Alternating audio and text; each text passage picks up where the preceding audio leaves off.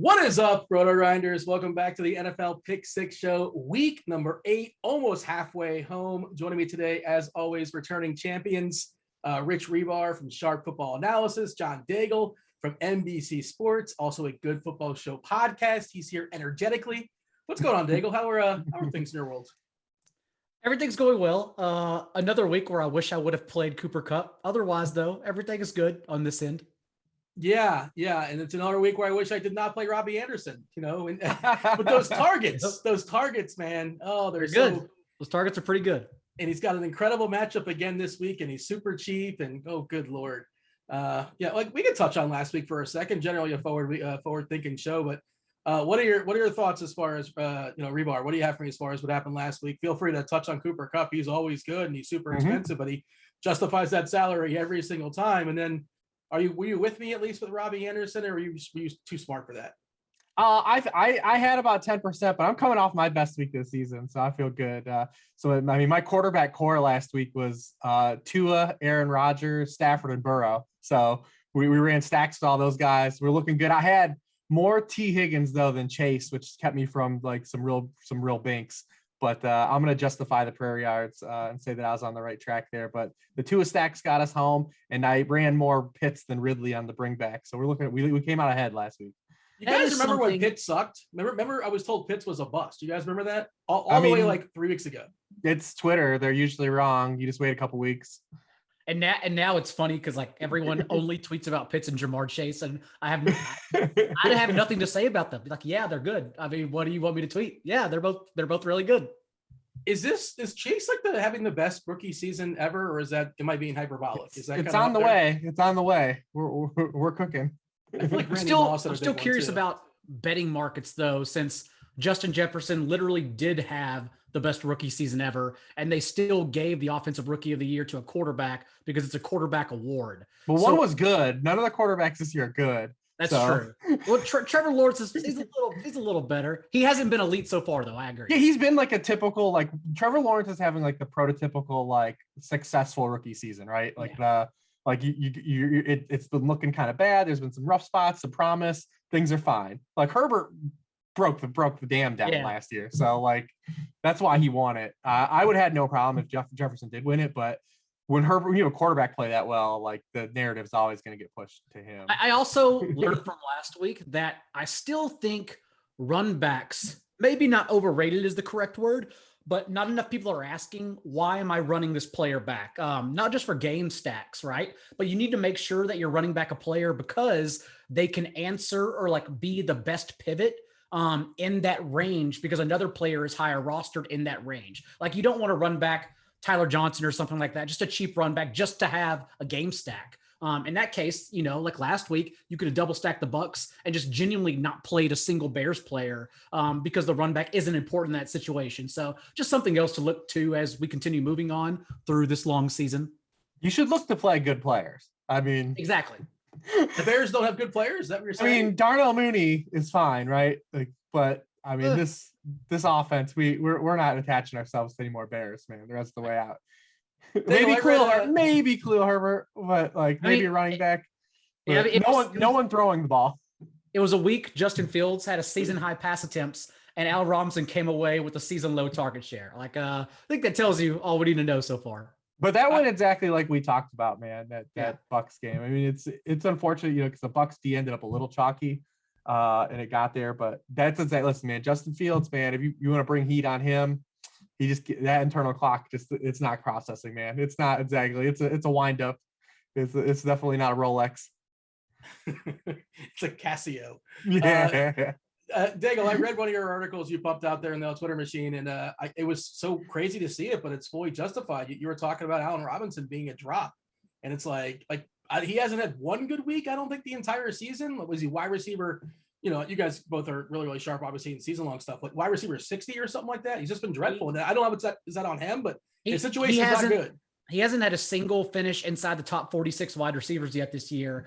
And on a week last week, that 18 of the top 50 receivers were either injured or on bye. Robinson still finished as the wide receiver 69 overall. It was rock bottom. It was pretty disastrous. Not nice. Yeah, that's just horrendous. If this is your first time checking out the NFL Pick Six show, where have you been? It's week 8. This is how the show works. We focus on the main slate, 12 games. Only 2 teams on bye this week. No Baltimore, no Vegas talk. The Thursday night game, Green Bay, Arizona. Not really going to focus on that as much as we want to. We're not going to talk about Dallas and Minnesota, the Sunday night game, and of course the Monday night game, the Giants and Kansas City. Not talking about. Did you guys have any? I'm kind of thankful that Kansas City's not in the main slate because they keep costing me American dollars. It's not going well for your boy over here. Hribar, do you have like general thoughts as far as what's wrong with Kansas City? Because I mean, I'm glad I don't have to mess with it. It's just one of those things where I just can scratch them off and we'll figure it out next week. Yeah, but part of it is definitely a relief that they're not on the main slate. I mean, just a little bit of pressing, not taking what the defense is given to them, for making mistakes. I mean, typically in the NFL, if you turn the ball over, you're going to have a hard time winning, and they lead the NFL in turnovers. And, a lot of teams, listen, Patrick Mahomes is getting blitzed at the lowest rate in the NFL, just 13% of his dropbacks.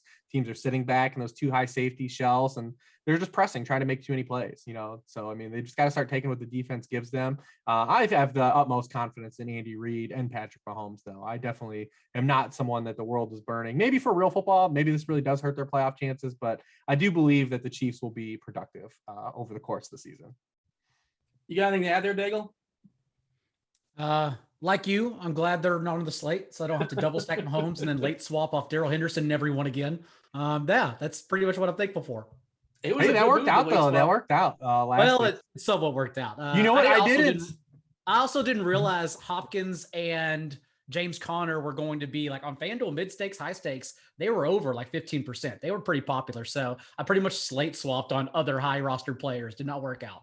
I definitely didn't factor in the Stafford narrative enough. So in the red zone last week, the Rams ran 12 red zone plays. They called 11 passes out of 12. So I mean, that everyone was wondering how Darrell didn't get there. They were letting Stafford get his back on the Lions. when we get to positional plays, let's do it again. Let's talk about the Rams again. Yeah, baby. I mean, listen, we got to run Darrell back this week. Oh yeah. He's so cheap on DK. This is how the show goes. If this is your first time, we feature 3 games, break it down from all sorts of directions. Then we kind of run it back and give our favorite plays position by position of players that were not on the 3 games that we did feature. The first game we're featuring here, Daigle, Tennessee at Indianapolis. 51 is the total. It's the highest total on the board. It's weird because it's the highest total on the board, but it's also the game that's projected to have the fewest amount of plays, which is just, you don't see that too often. But this is what we have. And it's not a huge discrepancy. It's like 120 or so, as opposed to at the bottom, like 133, 132 at the top. So Henry, is he a focal point once again, as far as this slate? Henry's always a focal point, and it just comes down to what you want to do. 11K Derrick Henry didn't even come close to getting there, despite getting 30 touches again last week. But now FanDuel has kindly reduced his price to only 10.5. So again, you can go there if you want. Last week, I was really just waiting to see where his ownership was going to end up at, because I wanted to play like 7-8% Derrick Henry, but he didn't end up getting there, which is fine. I played Darrell Williams instead, but it turns out whenever you play the starting running back on a team, you expect to score 35 points and they score 3 points. It doesn't matter anyway, so who cares? Nonetheless, another great spot for Derrick Henry, but also a good spot for the Titans passing game, because what we're seeing now is an ode to last year. It's almost like they purposely started running the ball so heavily, not only because that's their identity, but trying to at least believe running the ball is going to set up their play action game. And what happened was the first month of the season, they ran 25% of their dropbacks from play action. And now in their last 3 games, upped at 10%, all the way to 35.3% play action rate. And Tannehill, just like last year, when Tannehill averaged 9.7 yards per attempt from play action and only 7 yards per attempt without it, is averaging 10.4 yards per attempt from play action this year and only 6.5 yards per attempt without it. A massive digression. So overall, just with the Titans passing game suddenly clicking as well, I think you have both your leverage spots, and you can see where ownership comes in at, because I do believe, Rich will talk about the Colts side in a bit, but I believe we're going to get a lot of points scored in this game. And so you can go either Henry or Tannehill in the passing game. I ran a bunch of optimals before the show, as I'm one to do. And it's always, we have to note, people listen to us. Some people listen live, but most listen to, Thursday morning or something like that. This is Wednesday night and things change. But as of right now, 0% of lineups, Derrick Henry is popping in as far as optimals on both FanDuel and DK. things change as the week progresses, but just kind of sort of someone interesting. Doesn't mean he's not going to be owned because, raw points matter too. Jump in here, Reeves, as far as your thought on Tennessee, whatever you want to elaborate on, and then, feel free to jump over to the Colts. Yeah, we've got some coaches that get over the hurdle that you don't have to run the ball to run play action. The next hurdle now is to get them to run play action in negative game script. That's what's happened to Tennessee. And it's apt to happen to all teams. Like they just abandon play action when it's time to, chase points on the scoreboard. And when you're in games, you can run more play action. I mean, I would love to see, Ben Baldwin or one of the R guys or Python guys, go and look at that, if you can, how effective play action is, trailing how often teams do it. The other thing too is that Tannehill's just been protected a little better too. He's been sacked on just one of his past 59 dropbacks the past 2 weeks. After he was sacked on 9.9% of his dropbacks, and the Colts are dead last in the NFL in pressure rate. They're significantly, you have a wide gap in EPA allowed per play versus the run in the past. You're actually number one in EPA per play against the run. And when these teams played earlier in the season, they at least made Derrick Henry work for it. He got to 113 yards, but he had to get a ton of touches, 28 carries to get those 113 yards. So at least made him work for it. In that game. But in that game, Tannehill had his highest scoring fantasy game of the year. He threw 3 touchdowns. Arthur Juan only played 15 snaps, and Julio Jones only played 50% of snaps in that game. So he did it throwing to the gaggle of vagabonds of Chester Rogers and Nick Westbrook-Ikeen. I can't even remember who he threw the other touchdown pass to in that game. Maybe Jeremy McNichols. I forget. But, so we're going to see, Tennessee's going to run the football. That's what they do on everybody. And the big dog can get over anybody. But this is a game where it sets up for Tannehill to kind of still continue to throw the football and throw the football well. And we saw, Arthur Juan's been playing well the last 6 quarters. We kind of got a glimpse of what he could do, the ceiling now, and we feel good about him moving forward. Julio at least was out there last week. He played just 43% of the snaps, but, was able to get out there, and just having his presence is at least a contribution to the offense compared to what's behind him on the roster. So yeah, I do like this passing game. And then we could talk about the run backs on the other side, but I do like the Tannehill, Arthur Juan run back, even without the element of it feeling like it's point chasing. What do you have as far as the Colts, as far as your run backs? Taylor, I guess they have figured out. It took him like 7 weeks. Like, hey, maybe we should give this guy that got the ball a little bit more. He's clearly our best running back. Hilton, I think we're expecting Hilton back this week. How much does that muck up a guy like Pittman, who I think is pretty talented as well too, but we saw at least in the one game they played together, I don't think he did particularly well. Is that of any concern? How does that change things as far as the receivers on the Indianapolis side? I think the biggest problem from 2 weeks ago when Hilton played is that they just boat raced the Texans. I mean, Wentz only threw 20 passes. Pittman does have a declining target share from the previous week in each of his past 5 games, but he's still running a route on 96% of the team dropbacks. That's 6th among all receivers in the NFL. And in that game, he ran way more routes than T.Y. Hilton as well. So with the way he's playing still, I still feel good about him, especially against this Tennessee defense that, is 28th in yards per target to opposing wide receivers, 24th in points allowed per target, barring, even how the success they had last week against Kansas City. I still am not putting stock in that this is a rejuvenated or a defense that I'm scared of and willing to avoid now. So I do like Pittman. And then, like you said, Jonathan Taylor is kind of in the zone of where we thought he would be kind of starting the year after the slow box. And they got the offensive line is getting healthy. Braden Smith looks like he's going to play this week. Big Quentin Nelson came back last week. So it's all kind of coming together for the Colts at the right time here. And what we've seen also is that Jonathan Taylor also at least 15 touches in 4 consecutive games, as Marlon Mack is really only taken away from Nyheim Hines, not Taylor. They're still keeping Taylor out there, in particular the past 2 games, in the passing game as well, with a route on 60% of Carson Wentz's dropbacks. And that's why I think Winston, the Colts, can respond on offense here, because Tennessee was pasted by Zach Wilson for nearly 300 yards.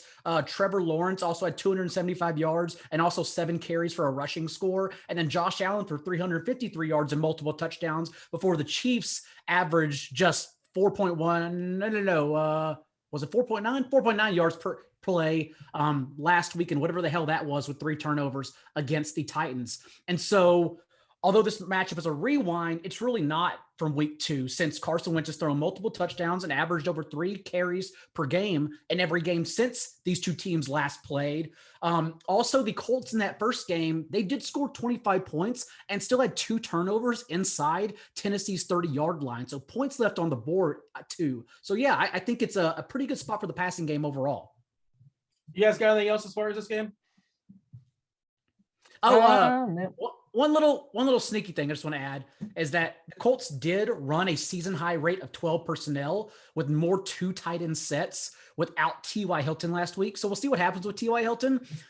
Jack Doyle has run 49 routes to Mo Alley Cox's 35 in the last 3 games. But Cox, as the just more talented player, has seen 10 targets to Doyle's 3 in that span. And so if we're going to see more usage for Mo Alley Cox and more pass attempts, that's a pretty sneaky, cheapy tight end on DraftKings, for instance. You got anything, Hribar, or move it on? Sounds good to me. All right.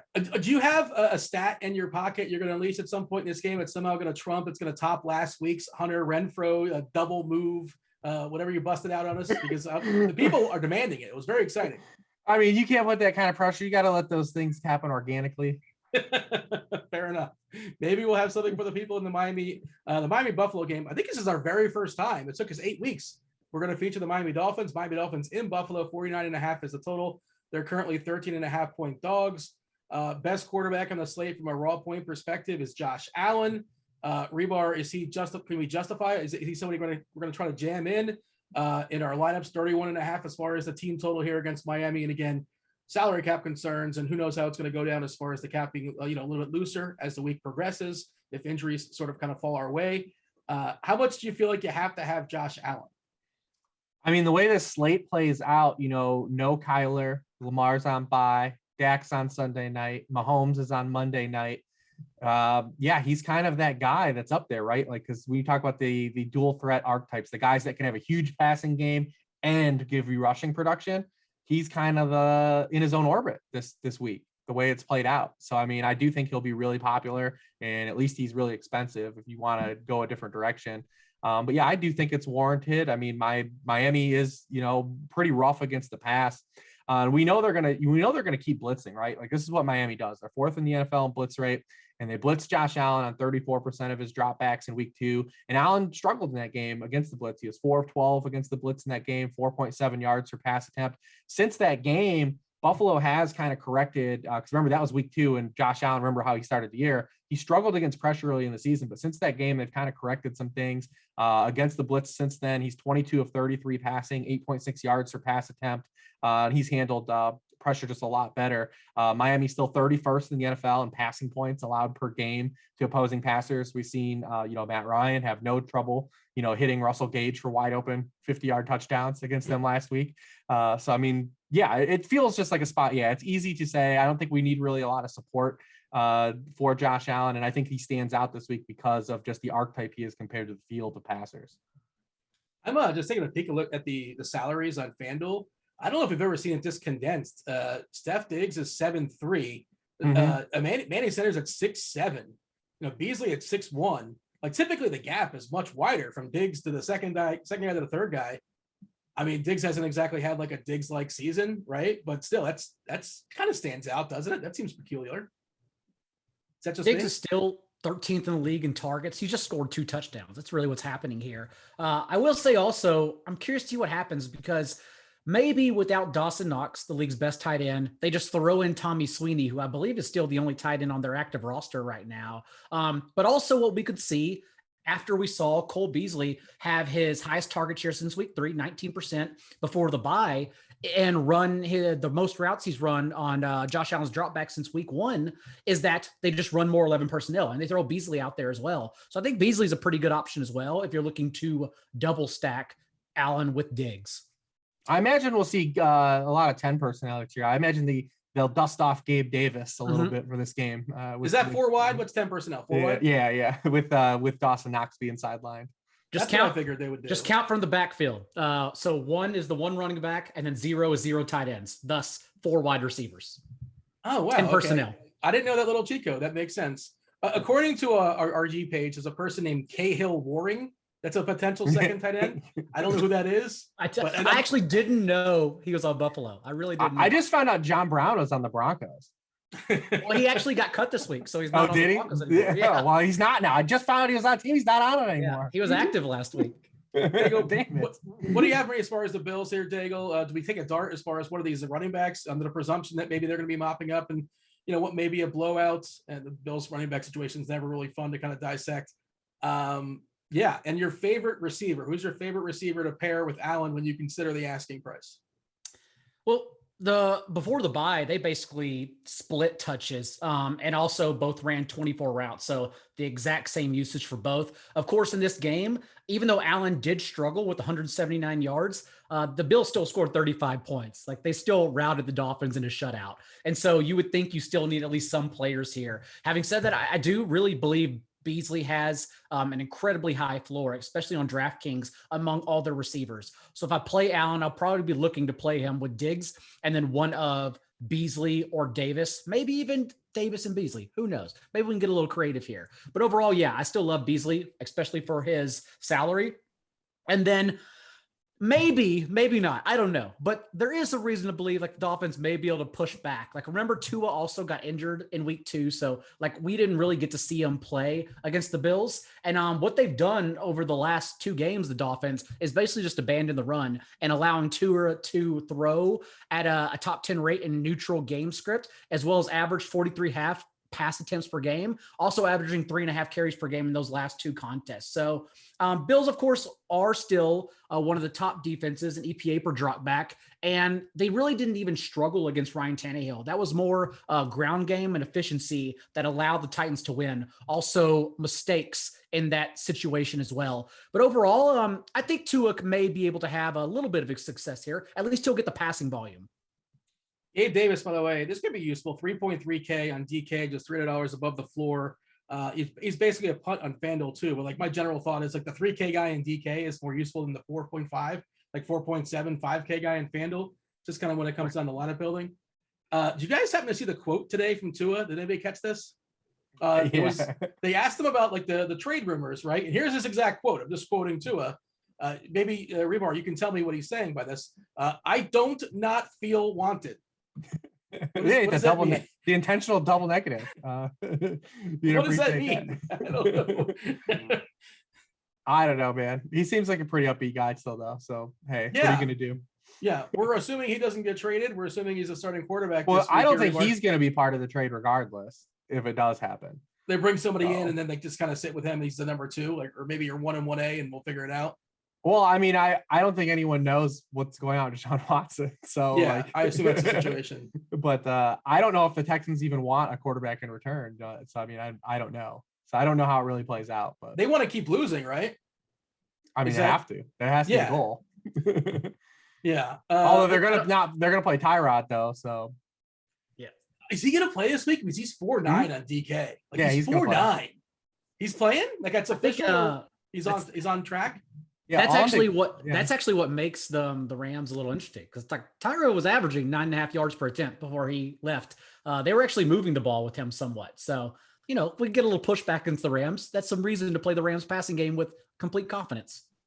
I don't even want to tell you the quarterback that was popping on DK and optimals on a Wednesday night, but it's right. I guess. Go ahead, take a guess. Since you made it sound ugly, is it Teddy Bridgewater? No, I was going to say worse, but it's in the same tier. It's got to be Sam Darnold. It's not Sam Darnold. 63% of optimals. This is as of Wednesday night and whatever. He's very cheap.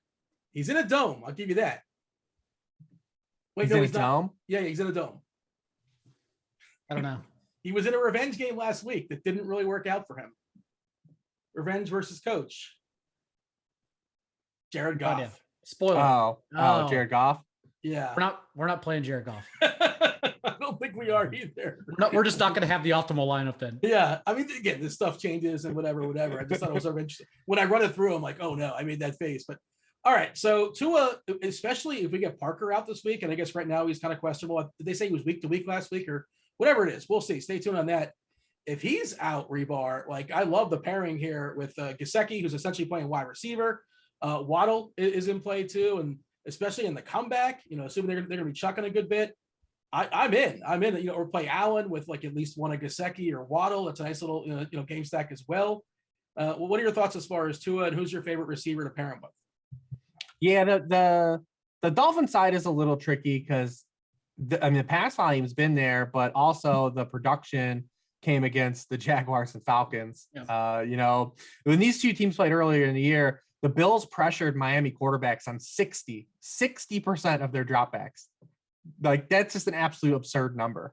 And that's why Tua got knocked out of that game early in the game. Brissett could have been sacked like a dozen more times in that game and just shed tacklers off because he's so big. So it's very interesting. Gesicki's been hot, but he has just one tight end one game in 7 career games against the Bills, and that game came with Matt Milano out of the lineup. Waddle is completely fine, but now the pricing is starting to come up because the ownership's been high the past 2 weeks, and the targets have been there. Definitely, as a low ADOT guy, fits right into one, giving up pressure, and then opposing passers have just a 6.5 yard average depth of target against the Buffalo Bills. That's the second lowest in the NFL. So that does fit for him. So I mean, that's going to be like right in line. If Parker's out, he's going to get jammed a bunch of targets. We know Will Fuller's still out again. I'm not in love. This is one where Daigle said, I don't know if you necessarily have to force the bring back here if you don't want to, but there are options if you do. Who's your favorite one if you have to take somebody? I mean, it has to be Waddle by default. Not Gesicki? I just explained to you why I would. Yeah, I know. I'm trying to force you to say Gesicki because I like Gesicki. No, I mean, I have no problem with it. Listen, they're going to have to throw to him. It doesn't matter about the matchup. It's not, it is what it is. Like, they're going to throw him the football. And they're going to, and he's a guy that, when he's always covered anyway. It's not like he separates. He plays top shelf, football.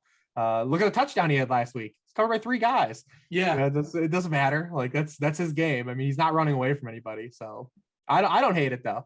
Daigle, tell me you love Gesicki. Yeah, sure. It's a onesie position where no Waller on the slate, no Kelsey on the slate. So yeah, sure, why not? Gesicki's probably one of the best options. Maybe it's a week we look to pay down. I also think you can go Myles Gaskin since Malcolm Brown went to IR. Savon Ahmed just doesn't profile as a receiving back. He never has. We've seen him use Gaskin though in that role, in particular last weekend over Malcolm Brown, after handling the first 5 snaps, first 4 backfield touches for the Dolphins. Then he went out. Gaskin did see a season high 19 touches, outsnapped Ahmed 46-22, and recorded all 3 running back touches inside the 10-yard line. Also with a 10% target share, and now has at least a 10% target share in 3 consecutive games with at least 4 targets in all 3 of those contests. So if we expect them to be from behind, expect them to be passing a lot, like Gaskin can also be used as a pretty much a receiver in that game and negative game script. Yeah, we saw him get 10 catches against Tampa just a few weeks back as well too. He crushed that game. All right. Anything else that's worth noting in this game, or shall I move on to our third game? Anybody got anything else, or we're good to go? No, sounds good. Tampa at New Orleans. 50 is the total. New Orleans getting 6 points here. Tom Brady is still just crushing souls, just absolutely incredible. Do we know Antonio Brown? Do we know his status just yet? He's not playing. Okay, I assume he was not playing this week.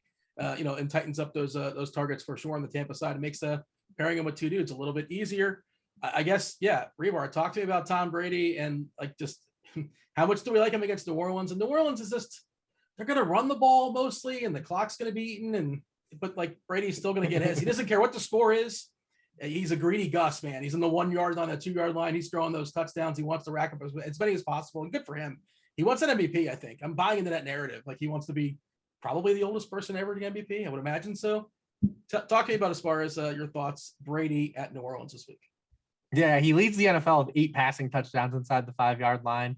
Very Aaron Rodgers-esque campaign going on for Tom Brady right now. I mean, last week he threw for 211 yards and under 6 yards per pass attempt, and still threw 4 touchdown passes, and was like upset. Like he said on the ride home, like all he thought about was that they should have scored 50 points in that game.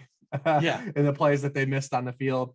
The Saints have been kind of a weird defense this year. They've been really good. And they're second in the league in passing points allowed per game. They have had like half of their schedule has been against Mac Jones, Taylor Heineke, and Geno Smith. They also had that week 1 kind of shutdown of Aaron Rodgers, but then they also gave up 305 passing yards to Sam Darnold and 400 passing yards to Daniel Jones. Like, kind of a weird resume the Saints have going on. We know their defense is definitely probably one of the better units in the NFL. Brady was not particularly good in any of the 3 games against the Saints last year. He only threw for 239, 209, and 199. Now you remove Antonio Brown from the picture. He does get Gronk back. He only threw 4 touchdowns in those games too. So, it's a familiar opponent with each other. Obviously now without having Drew Brees in this game, there's a different dynamic going on because Jameis Winston, they're trying to hide Jameis Winston, and they've had to open it up a little bit the past 2 games. And with that, you've seen some of the warts of why they were hiding Jameis Winston. He's completed just 50 and 54% of his passes. Also, Jameis Winston, by far the most under pressure quarterback in the NFL. And under pressure, he's been an abject nightmare. He's 20 of 56 passing under pressure, 4.5 yards per pass attempt compared to 9.1 yards per pass attempt and 73% completion rate when kept clean. Also, the Saints have put him in just ridiculous spots. He has by far the highest rate of pass attempts coming on non-first downs, needing 7 or more yards. Almost 50% of his passes, 47.6% of his pass attempts have come in those situations. So when they run on first down and get 2 yards and then they have to throw, or they're in 3rd and 7 long, they just put him in terrible spots because they're trying to hide him. It's definitely a weird dynamic the Saints have going on. We've seen some cracks in the foundation of when they have to have him throw. So I don't really know what the hell they're going to do. They're probably going to try to hide him again. I keep bringing it up. We talked about the Fields last week. People keep saying the Bucs pass defense is bad. They're only bad because of just raw volume on a per play basis. Like, they are really good. It's just if you need like 40 pass attempts to keep getting over on a raw statistics. I don't know if the Saints are going to drop back and be willing to throw it 40 times, just like we talked about with the Bears approach last week. I'm hearing play Tampa Bay defense and all that. Tampa Bay defense sounds like a really, really strong play. I know it's Jameis Winston revenge game and all that. By the way, I just Googled it. The oldest person to win the NFL MVP, Tom Brady, 2017. So there he goes. He might break his own record, 40 years old when he did that. He was a man. Super incredible. Jump in here, Daigle, as far as your thoughts on the Tampa Bay side, and feel free to jump over to New Orleans, where it is the interesting conundrum where, you can't run the ball on Tampa. New Orleans wants to run the ball because they don't want Winston to be throwing the ball, because that's going to be a problem. We saw 31 touches, I believe, last week for Kamara, 10 catches, 11 targets, 20 carries. I might be off by 1 or 2, but you know the deal. He's the offense at this point. Can't guard Mike, still like a week or 2 away. What are your thoughts here as far as this game, Daigle? How's it going to go down? Yeah, Kamara has 51 of the backfield's 53 total touches in the Saints' last 2 games.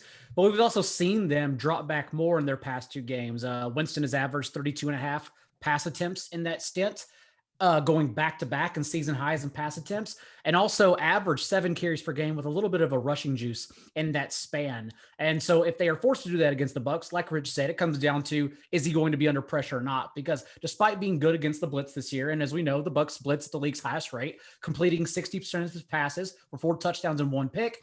If the blitz gets there and he's under duress the entire time, it's probably going to be an abject disaster. So overall, I still believe, though, that they're going to feature Kamara, even though they did just trade for Mark Ingram. Mark Ingram, clearly very aware of the playbook, should step in seamlessly, even though this would not be a good spot for Mark Ingram himself. Maybe that takes away overall touches and even passing volume from Kamara. So you would have to hope for overall offensive volume if you're looking at anyone in this game besides Kamara. But overall, yeah, it's just really hard to pinpoint the receivers otherwise. Like, everything looks good behind the scenes on paper for Marquez Callaway, except the results so far, because he's not that good.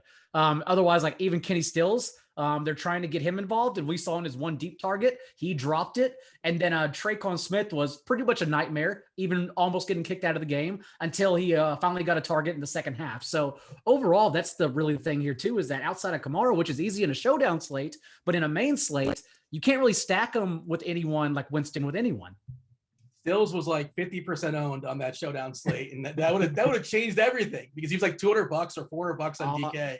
I had him and Josh Myers, and to see 2 50-yard field goals missed and a drop pass, it was a disaster, because that would have been sweet. Yeah. I was bummed until I realized 50% of the field had him. So like, I don't know how much that would have changed, but yeah. Oh boy, that was the worst showdown slate I think we've had so far this year. two of the quarterback managers. Just the quarter. What's that the term they use? Quarterback managers. Well, imagine being the 50% of the field that didn't have Kamara captain. That was even worse for them. No, go to bed, close the laptop, fire up Curb Your Enthusiasm, the Succession, or something else. You got anything else here on this game, Rich? I don't know. You have any thoughts as far as the Saints' offense or lack thereof? It's hard to get excited. Like Kamara, in theory, is the offense, and yes, they brought over Mark Ingram. Apparently, Brendan Cooks is not happy about that. If you're looking at his tweets, maybe to be fair, Mark Ingram seems like a really dope teammate. Like he seems like a really great dude. Yes. We don't even know if that tweet was about that either. But hey, but hey, I mean, Mark Ingram does seem like a really awesome teammate, though. Sure. Yeah, maybe Cooks is just trying to get traded too. Like, and I assume why wouldn't he? Like, why wouldn't you trade him also? Like, why not? When's the trade deadline? Like a week away or something? To be fair, I'm happy if he stays and just continues to accrue like 35% of the targets and like 50% air yards. I'm okay with that too. But this isn't a Brandon Cooks podcast. But hey, it's about to be in the positional plays, but yeah, not the full time. Oh no. But yeah, I mean, listen, Kamara's he's for as great as a game he had Monday night. I mean, people will still see the Bucks, and he'll probably come in lighter than than his ceiling is capable. So, I mean, you're talking about 4 p.m. pivots in this game. Like, he's still got to be at least on the board because, we're looking at our 4 p.m. games here. And if you're saving salary, we've got Chargers, New England. We got Jacksonville, Seattle, this game, and football team and Broncos. So, yeah, I mean, it's going to be basically this is where the money, the pivot money is going to be. Unless you really want to chase, I think James Robinson is interesting, but hey, whatever. Maybe some of the Chargers guys, but yeah. So I mean, this is where people are going to be trying to pivot to chase because it's the highest game total, and you've got the highest salary guys in this game. I think Godwin will be really popular. He was popular last week once Antonio Brown was out, especially on FanDuel where he was I think 6-7 last week, and just everyone played him there, and he got there. He had a lot. His best high scoring game of the season with Antonio Brown being out, and then we've got the annual battle of Mike Evans versus Marshawn Lattimore, kind of going on. They're fun when they play each other, man. I mean, even Monday night was fun with Lattimore and DK. Those two dudes put on a nice, fun little show as well. I mean, but Mike Evans, I mean, he's been kind of wrecked in these games. He has one monster game on Lattimore to at least let you know that he's capable of doing it. He had 7 for 147 and 1 in one of the games that they had against him. But we've also seen Evans shadowed twice this year by Trayvon Diggs in week 1, and we saw him get shadowed by Darius Slay on Thursday night 2 weeks ago, and those are by far his worst games of the season. So if the Saints do come out and deploy, Marshawn Lattimore on Mike Evans, you might see something similar, and just a lot of targets naturally flock towards Chris Godwin and maybe even a little bit of Tyler Johnson. Tyler Johnson was in on a season high 73% of routes on Tom Brady's dropbacks in place of Antonio Brown. Only saw a 5.5% target share, just 2 targets. But yeah, if they're not throwing, the other 2 guys are eating. Right. Yeah. They Godwin and Evans accounted for 60% of the Bucks targets, 21 and 35. So but in this case, if they're not throwing in Evans' direction because of Lattimore, we may see some more targets for Tyler Johnson, another cheap option on DraftKings if you want to go that route. Also, rumors that Gronk will be back. And if so, I don't mind squeezing him, in double stacks with Chris Godwin if you want to go that route as well. Even if he's limited, they're going to have him out there where it matters most in the red zone. So I think he's a good play too. You mentioned Mike Evans. Reminded me, we're contractually obligated to give our opinion about him giving the football to a fan. And what would you have done? And why was this guy wrong? Why is he a big dummy? Does anybody have a take on the 600th football pass touchdown for Tom Brady? I would have to go get my roommate to yell about it. What is Silva's take? No one. Is he angry? No one wants to start more fights talking about that than Silva, who is very happy for the guy and will fight you if you have any other opinion besides being happy for the guy, which, by the way, is the right opinion. I also have a Silva update. He texted me during the show and wanted me to let Daigle know the dishes are not going to do themselves. I was listening to a Silva podcast and he was talking about he was throwing shade your way, Daigle. I think he said you never cook. I think is that you somebody was asking about, it was a big night for cooking, and I guess you're not the cook of the household. It's been a busy year. Have been cooking less this year. I will say, if you want to transition this to the Silva story of the week. Sure, go for it. Chris Allen of 4for4 came to visit Chicago over the weekend. Great dude, very good friend. And Blair was also, or I should have said his daughter's name. It's his daughter's weekend as well, to stay here. And so she was like caught up in the storm that is Alan, Silva, and Daigle, and like a few friends over, like the neighbors and whatnot, because the neighbors had their kids over as well. But when everyone left, Chris and I are still up having a few drinks still. And then we just hear footsteps running, jumping down the stairs. And it's 2 a.m, 3 a.m. And then I look over and Blair's like laughing. And I was like, 1, you're supposed to be asleep. 2, what are you laughing at? And she goes, Daddy just ordered 36 pints of ice cream. And I said, what is happening in this household right now? And wouldn't you know it, literally 30 minutes later, 6 bags get dropped on the doorstep at 3 a.m. And so I go outside and get them. And then I hear the bigger footsteps of the Silva household coming downstairs. And it's 36 pints of ice cream with frozen Snicker bars and frozen cookie sandwiches as well, all delivered at 3 a.m. He eats a quarter of 1 pint and puts the rest in the freezer. What was the emergency that you needed 36? Was there a deal or something on DoorDash? I have so many questions. Why 36? Did he buy them from Costco? You learn in this household that those questions are better left unasked. Where do they go? Where do they get stored? In the freezer. I mean, they all fit? Yes, they all fit because this household also lacks in groceries because I'm not cooking much. So it all comes back. Yeah. All you got to do is like move the Terramana bottles out of the way and then stuff the ice cream in the rest of the freezer. Those are our 3 games we're going to feature. We're going to run it back and talk about our favorite plays at each position. Before we do so, we want to shout out our sponsor, Jock Market. Jock Market, stop throwing your money away. It's time to check out Jock Market, the app where daily fantasy becomes a stock exchange. Buy and sell shares of players in real time for real money. Download now for a 100% deposit bonus up to $50 using the promo code GRINDERS. That's GRINDERS. Get this now. If you do not turn a profit this week, Jock Market, they're going to cover your losses in your very first event. Download Jock Market on the in the App Store or in Play Stores.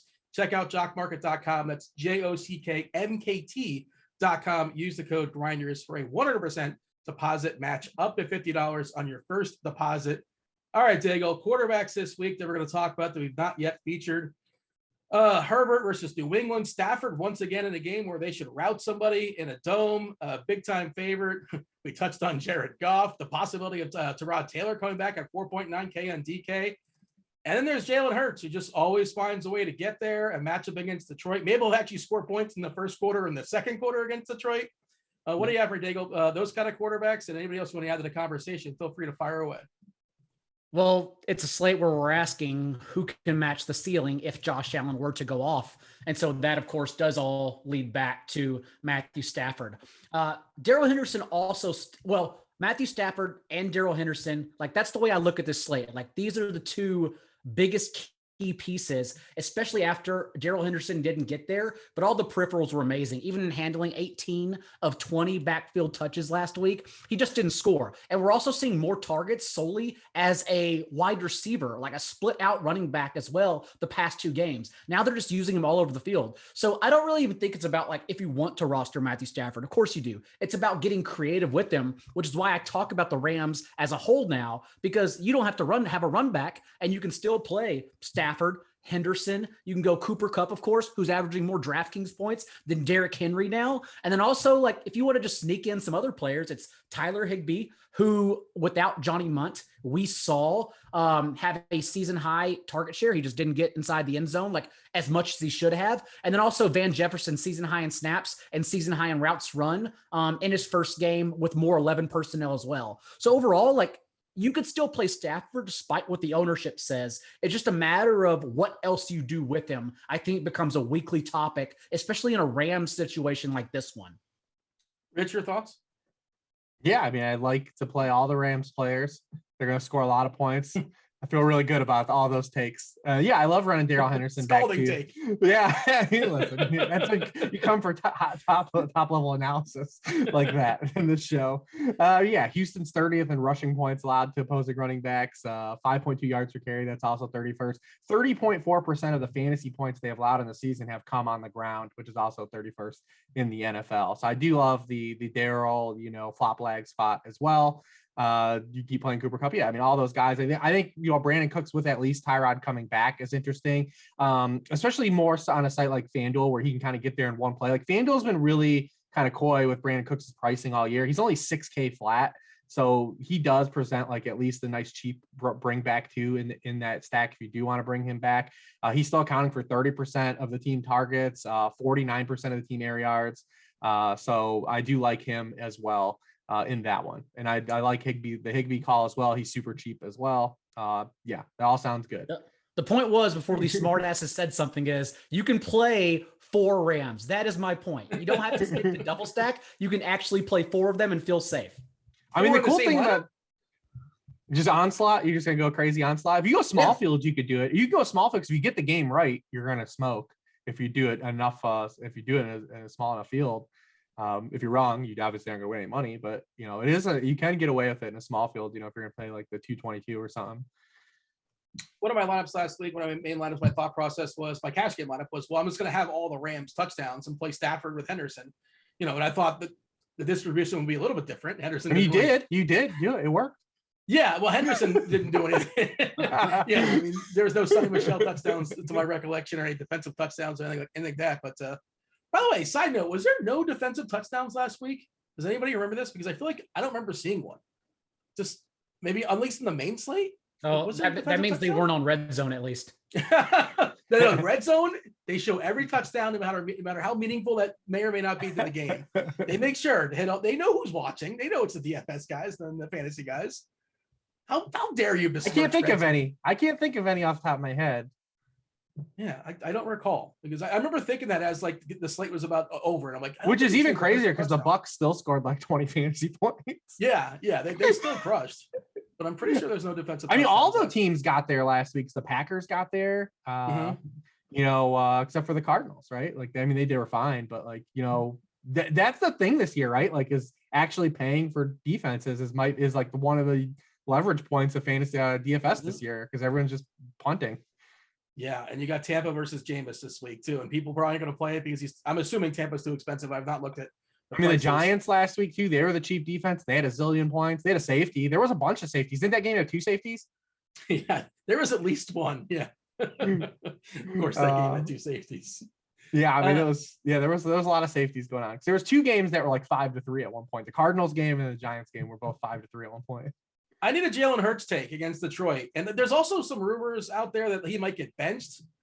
Is that happening? Is that for real, or is that just people talking nonsense on Twitter? I don't know. I mean, listen, I've had a little bit of inside behind the scenes in that organization, and everything I've heard about is that they've never really been keen on him.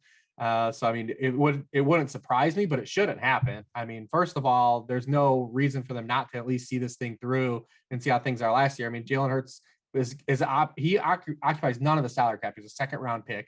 He still presents the most upside if he's right. We know what Gardner Minshew is.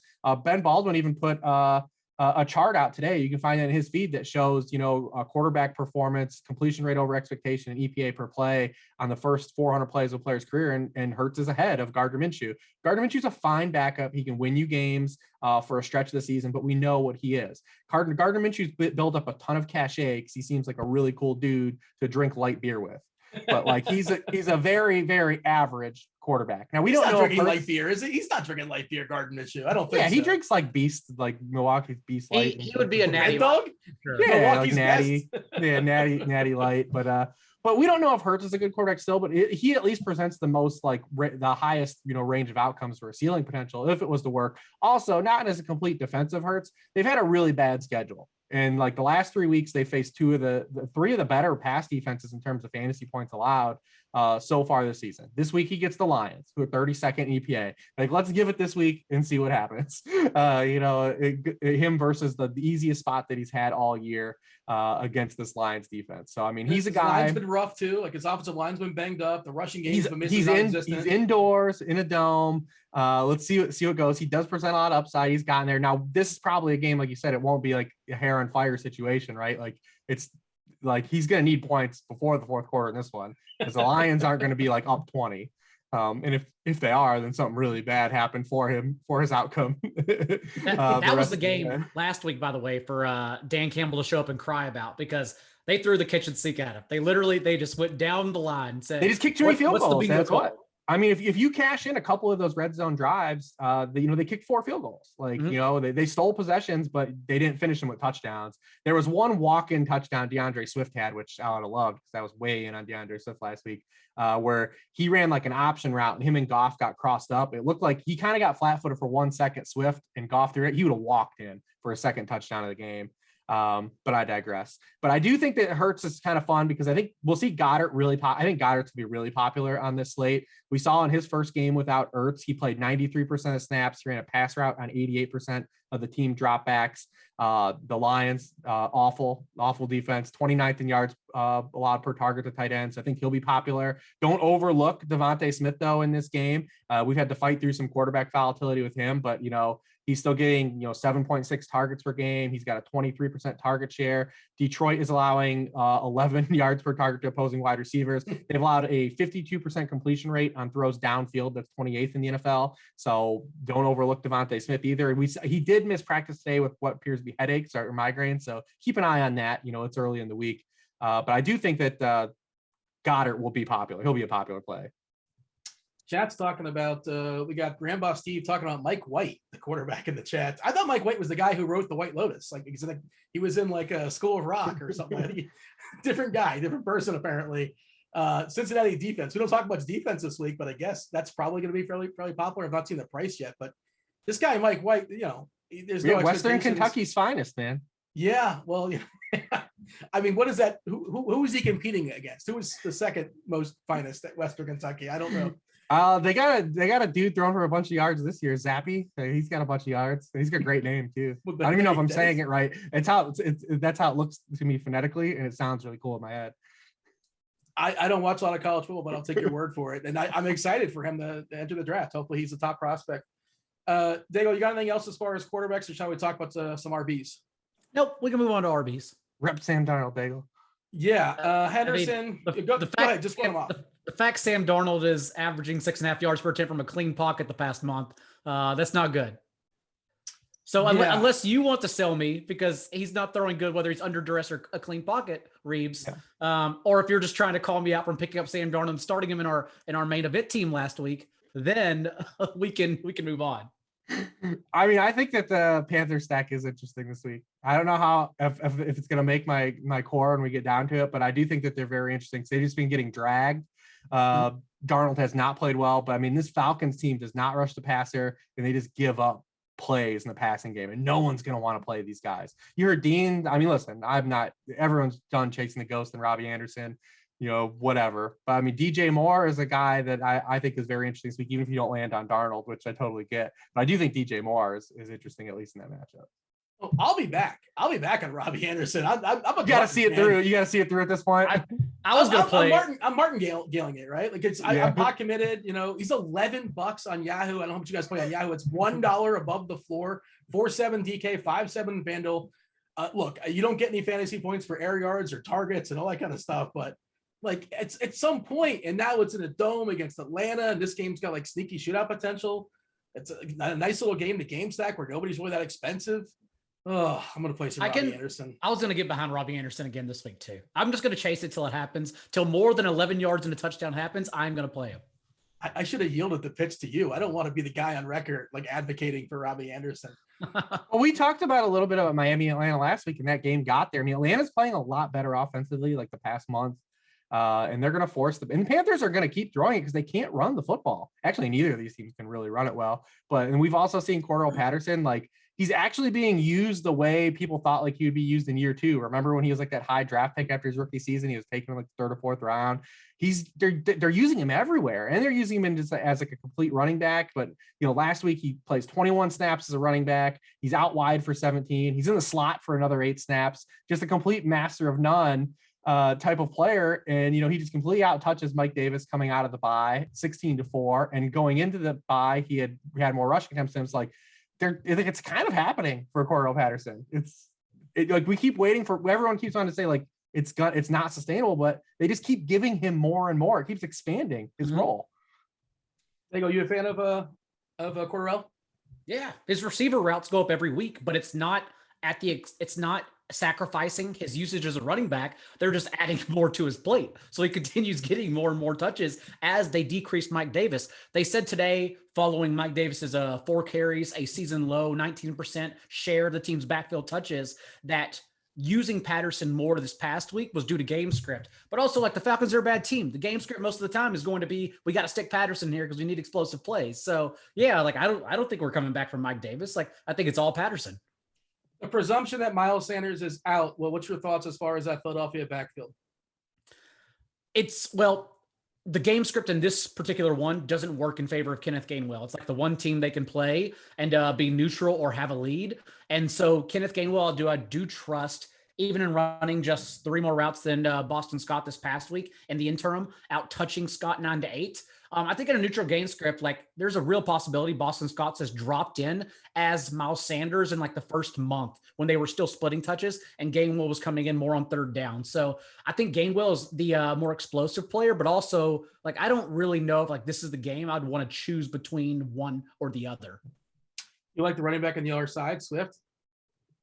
Yeah, sure. Yeah, always. Matched his season high, 21 touches this past week. We've seen his usage continue to grow the past 4 games as well, as they have phased Jamal Williams out of the offense more and more. And it's still all DeAndre Swift in garbage time and into the game. So yeah, DK finally bumped him up. I mean, I write this article that talks about pricing every week, and DeAndre Swift was in there on the DraftKings one literally for 7 straight weeks where he was priced, and they finally at least priced him up. So hopefully he doesn't pop up into the article this week. What happened to Henderson? Henderson went down. I know he had an off week, but he went down $100 against Houston. And yeah, I mean, how do you not go back to him? Of course, I'm play him every week. Play him every week. It's just a question of what you do with him in tournaments. But like that price for cash, he's like the first person you put in on DK. I mean, look, it's Wednesday night, but I feel pretty confident in saying I don't know what scenario is going to play out where he's not in my cash game lineup, because that's just a goofy price. What else you have for me, Reeves, as far as running backs? Mixon versus the Jets, one of the worst defenses on the board, just bleeding fantasy points to running backs. Who else out there catches your eye? Yeah, opposing backfields are averaging 36 touches per game against the Jets. They have, trailed by double digits in 68% of their offensive snaps this season. So they've just been in game scripts that just invite teams to just keep giving the ball to their running backs. Comparatively, the Tennessee Titans lead the league in backfield touches per game on offense with 34.3. So you're essentially getting Derrick Henry usage for the opposing backfield every game against the Jets. That seems good. Yeah, I mean, like I saw Daigle had a tweet earlier in the week, though, about how the Bengals have rested Mixon in the 4th quarter of the past 2 games. Maybe that happens again here too. Obviously, if they do rest him, it's because they're up to a huge lead. He probably was part of the beneficiary of that. So that still exists.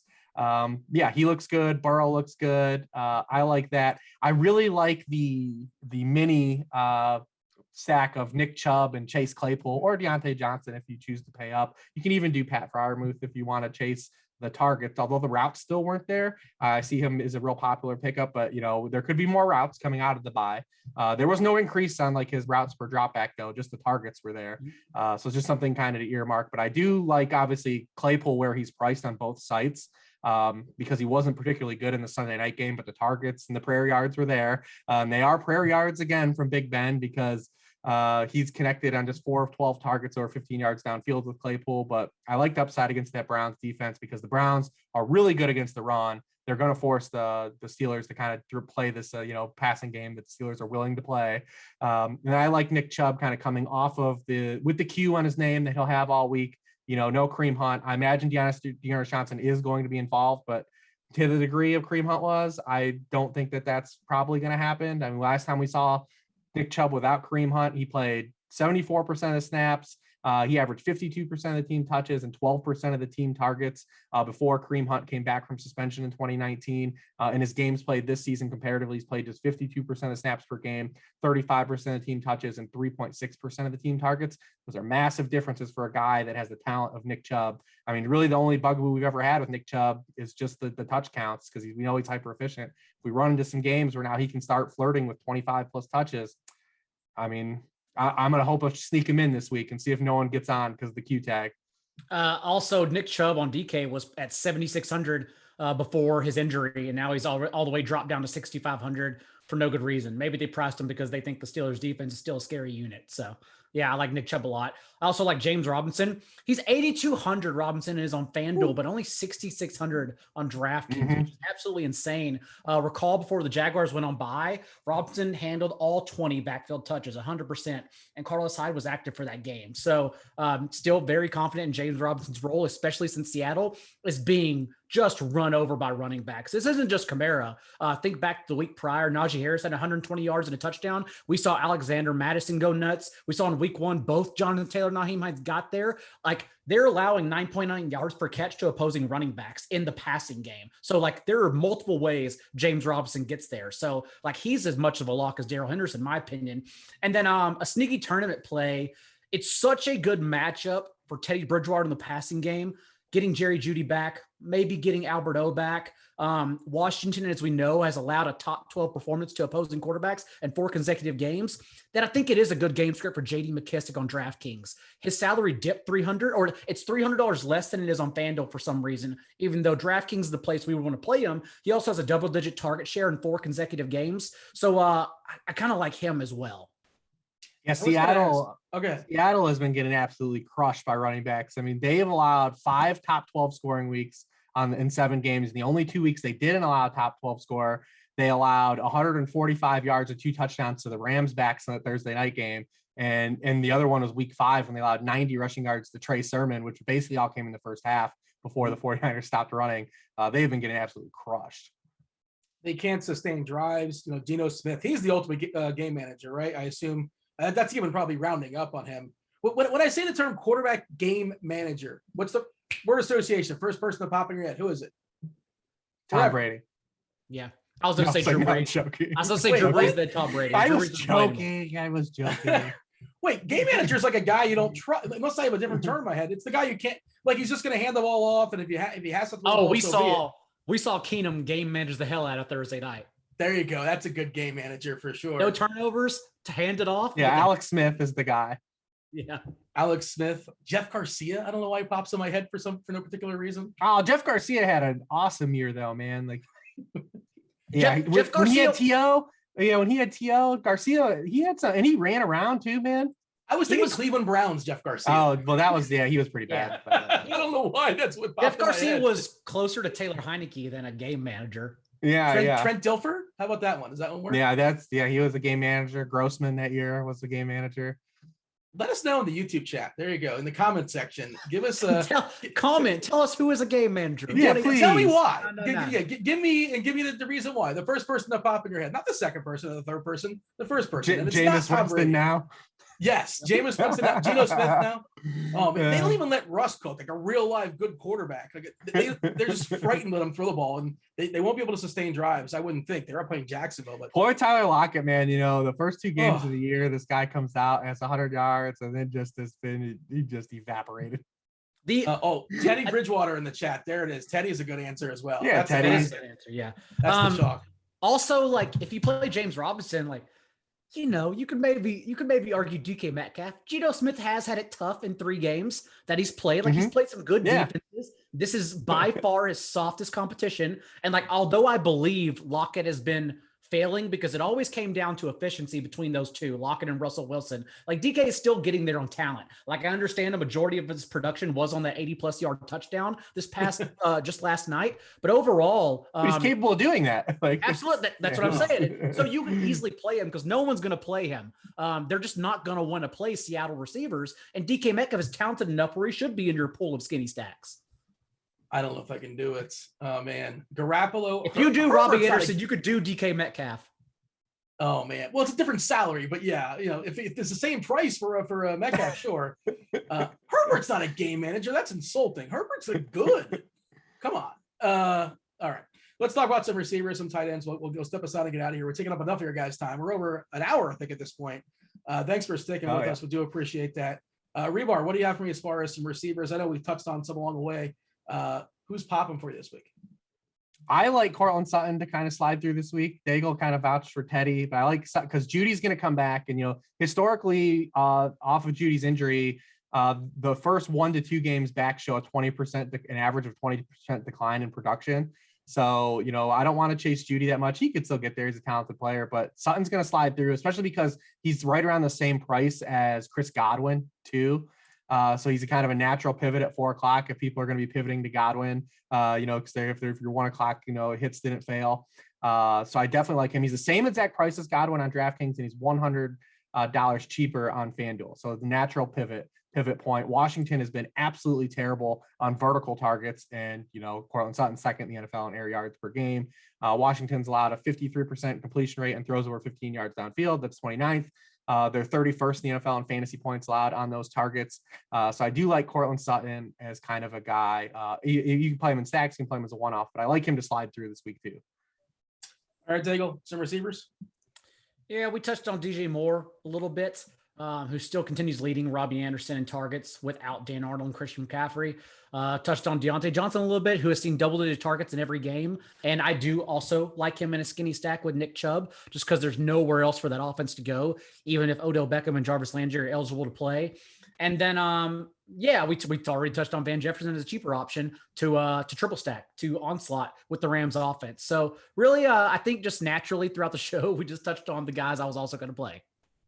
Yeah, I just see Brandon Cooks as one of those guys that's popping as well too. Yeah, Brandon Cooks looks good. We talked about that as a bring back. What about do any of you guys like Keenan Allen this week coming out of the bye? I like the Chargers. Brandon Staley kind of mentioned that they want to be more aggressive on early downs, and the Patriots are actually number 1 in the NFL in points allowed to opposing wide receiver ones. They've only allowed one top 12 scoring. It goes to obviously the CeeDee Lamb game, but Jalen Mills was actually on CeeDee Lamb in that game. So do they take away Big Mike? Obviously, you're not going to take away Keenan Allen because where he runs his routes. So I do wonder if Keenan Allen coming out of the bye, giving the opportunity he's had, is going to be in a spot where he'll go under a look too as well. Yeah, I was going to ask, who do we qualify as wide receiver 1 on the Chargers? Yeah. Is it Allen? Is it one? Well, I mean, perimeter wide receivers. Oh, so that's how we figure it out. All right, fair enough. Well, sorry. Yeah, I mean, it's they'll both won't be rostered in this game. I don't think. Yeah, I don't know if Eckler is going to get much play either, too. But he's in a great. Eckler looks really good too, because the Patriots, they're another team that had just been giving up bundles of production yardage to running backs. The Jets had 175 yards last week. Dallas 182 the week before that. Houston running backs had 111 against them. Tampa Bay 163 yards against them. New Orleans 145 the week before them. Eckler looking pretty good too. Eckler's in a sneaky spot too, because he's only $1K cheaper than Derrick Henry, and so I assume everyone will just say I can just get a K more and get the Derrick Henry on DraftKings, and so I think Eckler's great leverage in that situation. And I think people will want to play Damian Harris. Obviously, the Chargers are getting run on by everybody. The only thing you worry about Damian Harris is that his role is in the offense in the game script. If somehow Mac doesn't punch back or Herbert's on a heater, you see Damian Harris still only has 10 catches, and Brandon Bolden's still running all the pass routes. So that would be like the one way, because I think if Damian Harris, that's the one fade you have on Damian Harris, right? If he ends up being, he's not the catch-up guy, right? If the Patriots are down 2 touchdowns with like 10 minutes to go, Bolden's out there, correct? Yeah, well, from a pass route percentage, it was the first game Bolden hit as a pass catcher, but he's been in the James White role. He's been running the pass routes in that offense. So if Damian Harris ends up catching steam because everyone wants to play guys against the Chargers, and Damian Harris has been good, legitimately good, that's your out. Is if the Chargers go up, we could see just not a lot of it. Do you need to see Stevenson not playing? Who? Stevenson. Does he have to be a scratch? Like, what if he dresses? Then they have Bolden, they have Taylor as well too. I'm just trying to think how many. If he dresses, I still don't know his role. That's the issue. I wonder if he would even have a role. Bolden actually, since taking over for James White in week 4, he leads running backs and targets inside the 20 as well. Like, he is literally playing the James White role. All right, let's knock out some tight ends and step aside and get out of here. Hawkinson, since his injury or whatever injury he's had, he's kind of sputtered the last so many weeks. People keep playing him and he keeps popping in optimals, but I don't know. I'm not privy to the medical, his medical is, but it doesn't look great.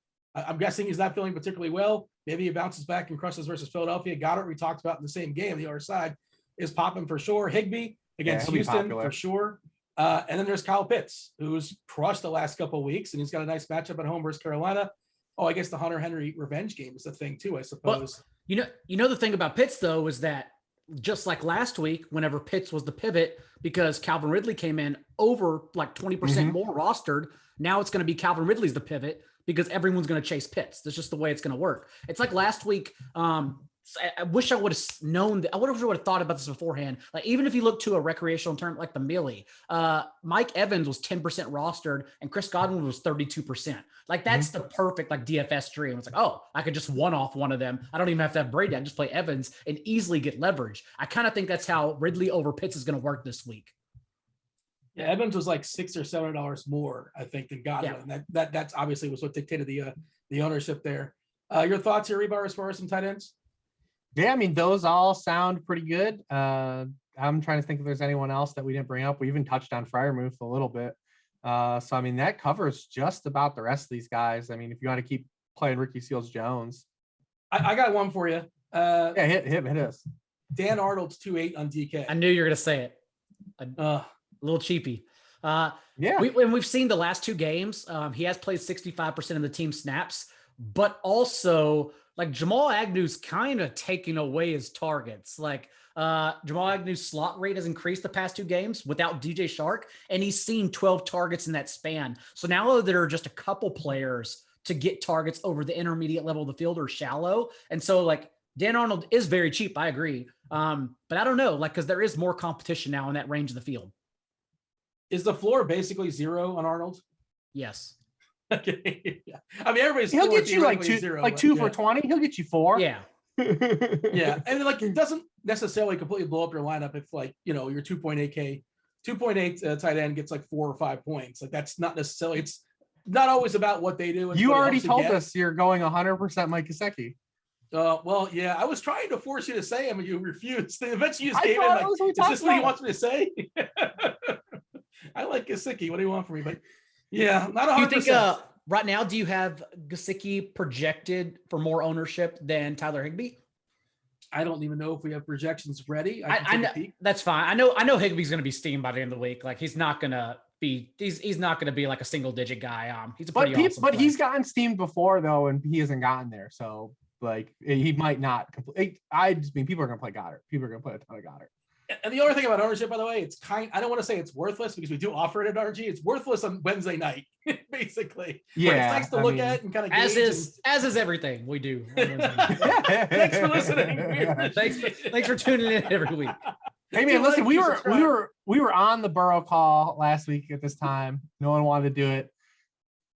Whenever I saw Burrow go off, I was like, I knew you had a good day. I didn't even text you because I was like, I know Rich played him. I couldn't get there in my single entries, but I just kept on coming back to like Jamar Chase, Marquise Brown, skinny stacks. The issue is like I had a lot more T Higgins, but totally get it. Yeah, when I saw Burrow go nuts, I was like, Rich had a good day.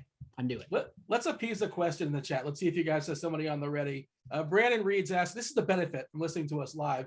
A lot of people listen to us in the replay, obviously. Brandon Reed, he wants to know the best flex play this week on FanDuel as of Wednesday night. Give him somebody, Daigle. Among all of them. On FanDuel, I bet even Austin Eckler isn't that highly rostered. So I'll go Austin Eckler. See Austin Eckler and raise him, Hribar. Yeah, I think if you're going by pricing, what you can fit in your flex. You have Austin Eckler, James Robinson. Then I think you have Chris Godwin. I'm running the salaries in my head. Cortland Sutton and Keenan Allen, and like order pricing. So what you can fit in. I like all those guys.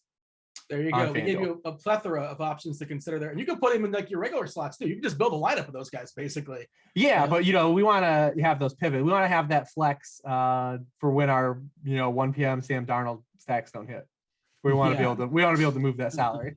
When Robbie Anderson has 12 yards on 15 targets, we got a late swap. We got a late swap. I will be in the box of shame if that happens once again. Good Lord. Oh man. Does anybody have a couch I can crash on? Because if Robbie Anderson is going to put me in the poorhouse, but what is it? The air yard model, the buy low. I assume he's in it. I did not look at it today. He's probably been redacted already, but he's got to be in it. He's like in the Hall of Fame of the. He's there every week, baby. Oh boy, begrudgingly, I'm sure he's popping once again. Thanks for we're ending on a high note here. Robbie Anderson talk. Good times for sure. Appreciate y'all watching. Do subscribe, find Hribar's content, find Daigle's content. Let's make it easier for him, Hribar. Tell him where they can find you. Listen, sharpfootballanalysis.com, at Lord Reeves on Twitter. The worksheet's up every Tuesday. You can read it. Gets updated throughout the week. You can always find me Wednesday, 9 p.m. Eastern with my boys, Daigle and Dean. Daigle, give the same thing. And also next week, can you give us an update on the ice cream of those 36 pints? I want to know how many do a count before the show. I want to know how many survive up till next Wednesday night. Well, I'll probably have to take out some of them, to be honest. But nonetheless, I'll update you on the ice cream. I won't tweet it at not J Daigle, though. I'll update you here live, and then a good football show wherever you get podcast at. Also, this Saturday from 4 to 5 Eastern, I will be co-hosting on Sirius XM Fantasy Show with my friend Brian Drake of the Fantasy Hustle football show.